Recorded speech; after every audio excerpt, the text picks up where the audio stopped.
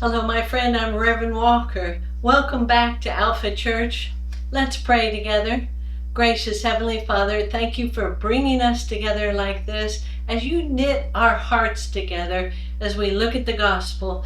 We pray, Lord, that you will uplift those who are downtrodden, that you will comfort those who are anxious or in distress, that, Lord, you will give to these people of yours at Alpha Church what they need because they've been here at worship with you, loving Jesus.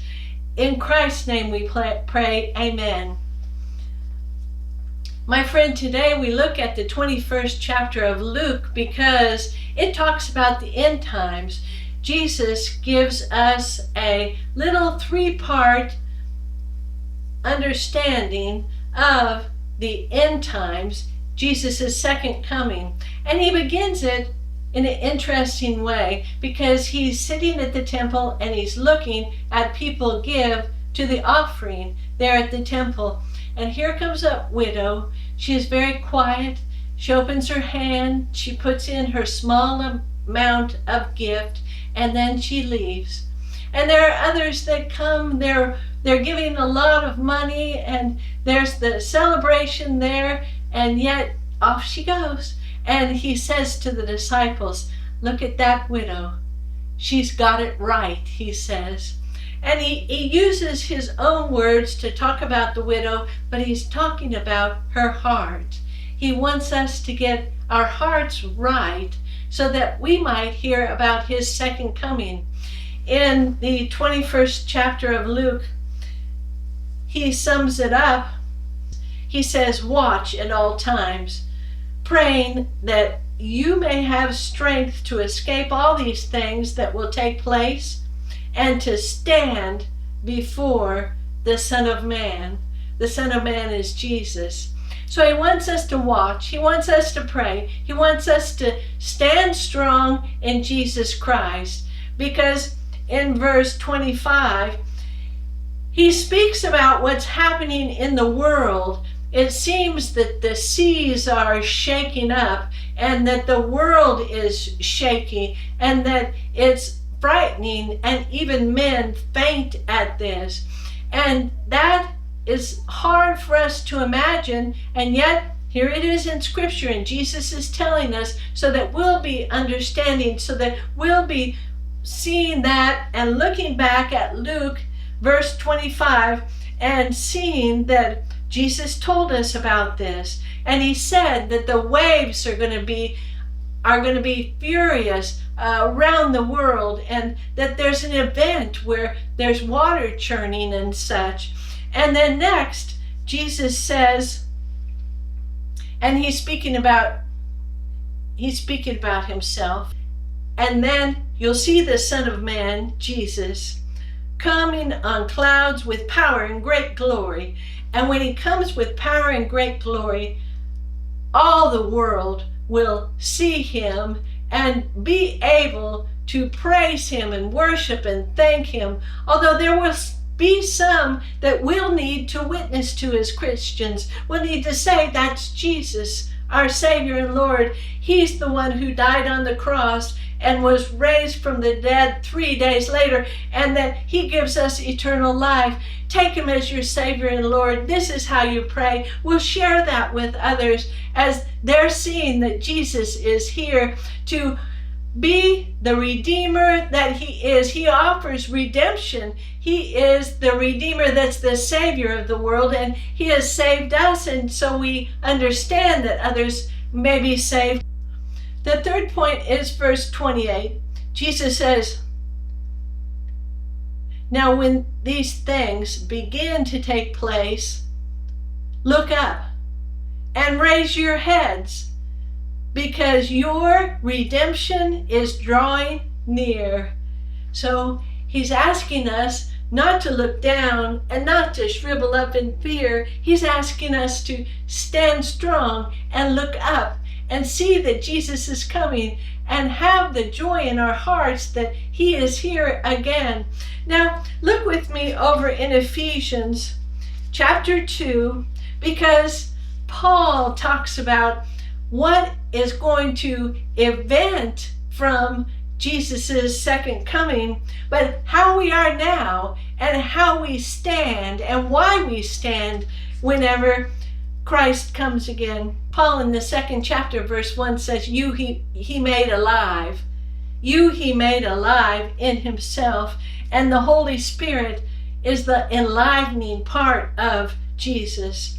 And then on down in verse 6, God, who is rich in mercy, out of the great love with which he loved us, made us alive together with Christ by grace. You've been saved. And then Paul goes on to talk about, but God, who is rich in mercy, out of the great love that he has for us, he makes us alive. He makes us alive with Christ. Through grace, you have been saved.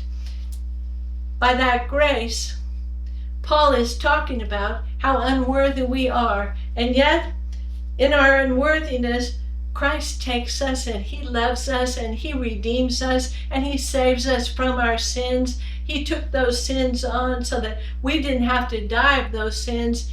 And when we say to him, you are our Savior and Lord, Jesus Christ, I take you forever. Take me if you would. And he does. He loves you immediately. He takes you right up into his heart and he keeps you there. He keeps you in his heart. And that mercy that he gives to us has to do with how imperfect that we are. And because of Christ, we can become perfect in some ways. When he calls us to a certain task, he calls us to do it with his help and relying on him 100%, and for Jesus to be there infused in that situation that he has called us to, and that Jesus is first, we are less. Jesus is primary, we are secondary, third, fourth, fifth. Jesus is the one in the situation, and as he acts and as our words come out of us and they speak Jesus's words, that is the transformation in the situation that occurs. This happened to Ezekiel in chapter 37. God takes Ezekiel into the valley of dry bones, and so all Ezekiel can see is dry bones everywhere, and it made him low. And as he's looking at the dry bones, God says to Ezekiel, he says, Son of man, can these bones live? And Ezekiel hesitates. Then he says to God, sovereign God, you know, and I don't know. And then God says, prophesy to these bones. Say that I'm making breath. Say that I'm going to put together tendons and skin over the bones.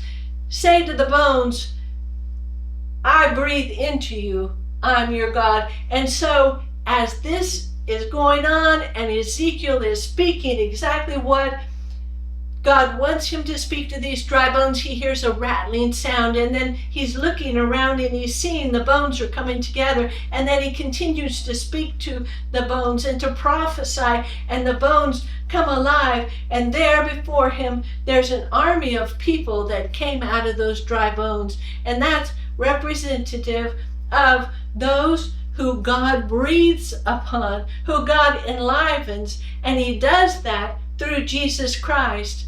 Jesus is God's breath in this world, and that breath of the Holy Spirit is within us.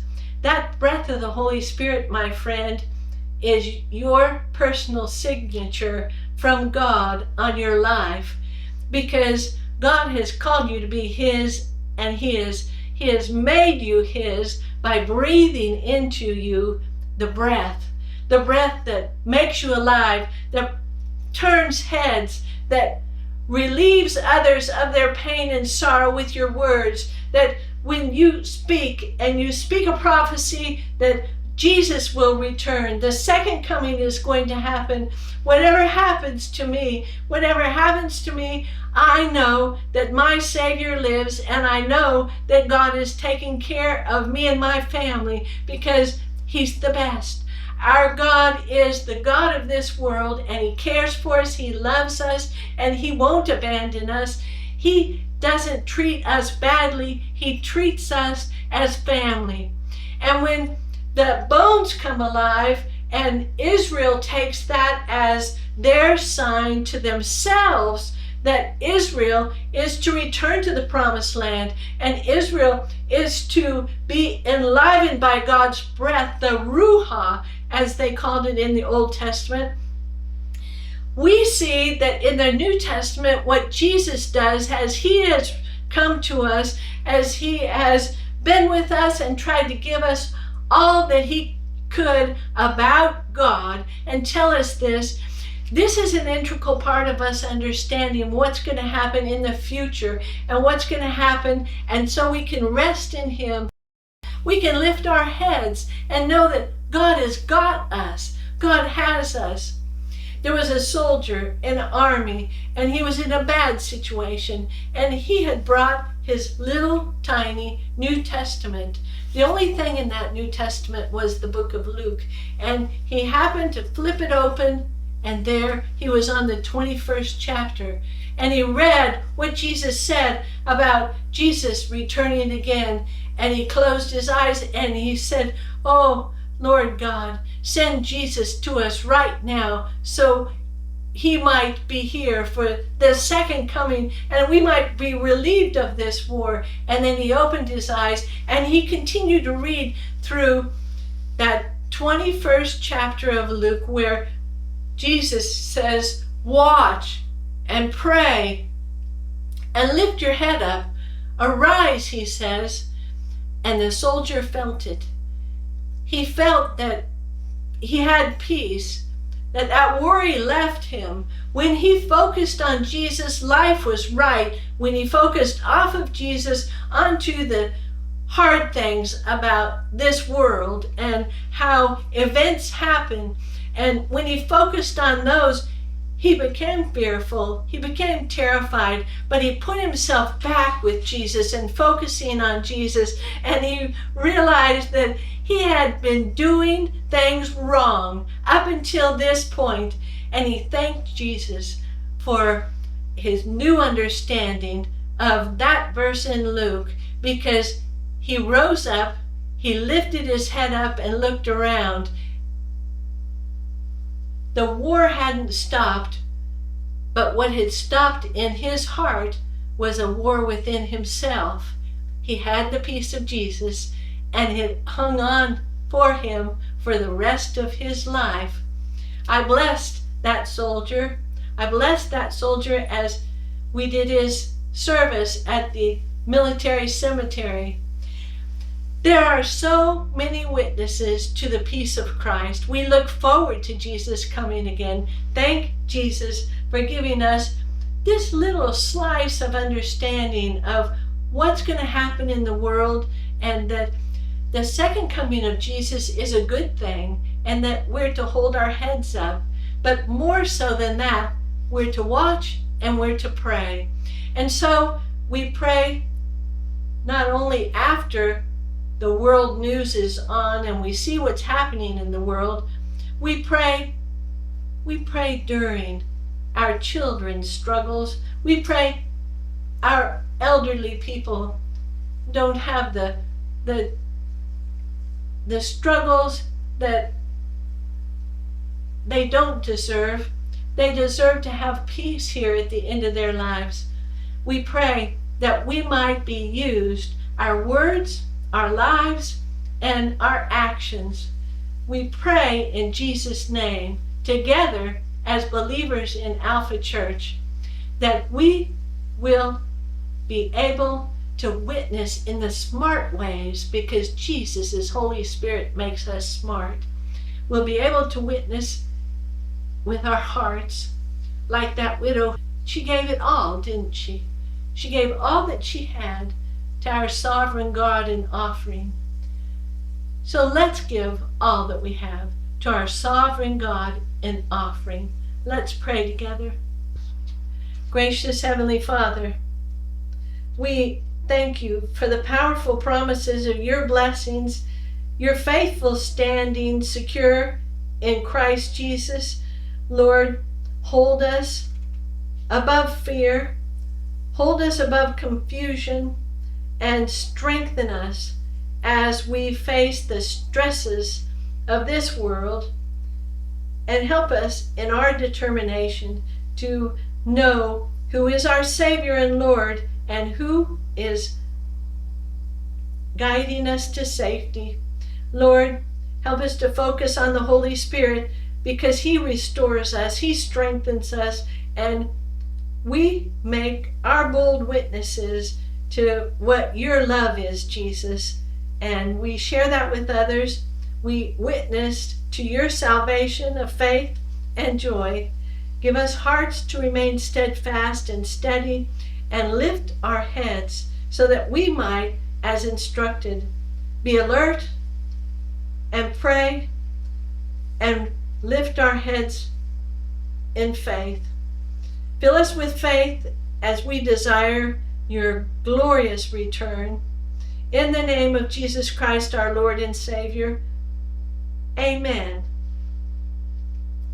Go now in peace, my friend, and may God continue to richly bless you. Amen.